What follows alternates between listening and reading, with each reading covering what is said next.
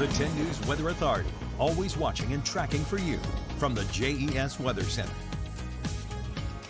All right, this afternoon, the clouds will continue to thicken as we track some showers off toward North and South Carolina, North Georgia, and East Tennessee. These moving into our direction, especially after 3 or 4 p.m. closer to south side. The Roanoke Valley probably not seeing that until about 5 or 6 p.m.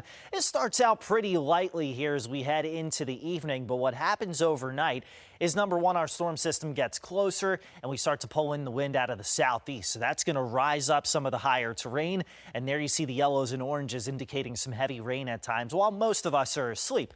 Heading toward first thing tomorrow morning, the morning commute looks especially wet as you go east of areas like Wytheville and Blacksburg, especially from Lexington to Lynchburg to South Boston.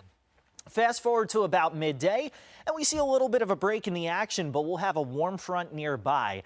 And where exactly that develops could determine where we see a strong thunderstorm or two late afternoon into the evening. Looks like that's going to be south of US 460 and especially into the Carolinas. Otherwise, tomorrow night into Saturday morning is really going to be quite quiet. Pardon me. Meanwhile, 60% of our rain, it's fallen on either a Friday or a Sunday this year. It just seems unfair. So it's only natural that not only do we get rain this Friday, but we get more rain this Sunday. So the pick day of the weekend, by and large, is going to be Saturday. But there you see another system pulling in that moisture, about a ½ an inch to an inch of rain on Sunday. Beyond that, we'll turn windy and cooler.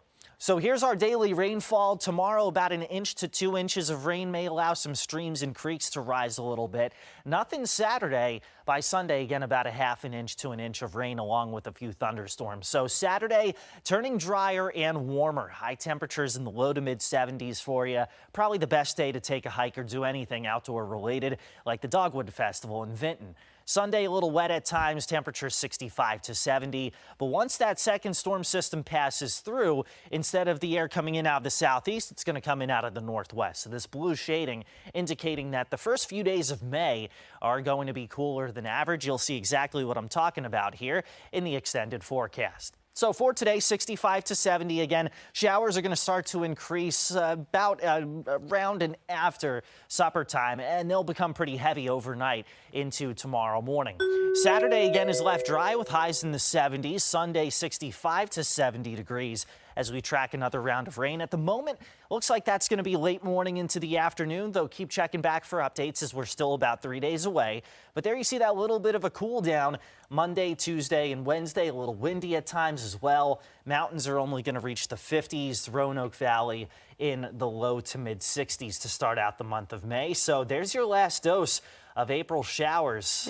Let's see if there's some Mayflowers. Yay. Well, call me a weirdo, but I'm excited about the rain tomorrow. You know, I love when I can look out the window and see the rain happening. So yeah, and especially if you've planted some things in pots, maybe stick them out for a little bit tonight, although it's going to be quite a bit of rain. Yeah. So. Well, good sleeping weather. That is definitely true.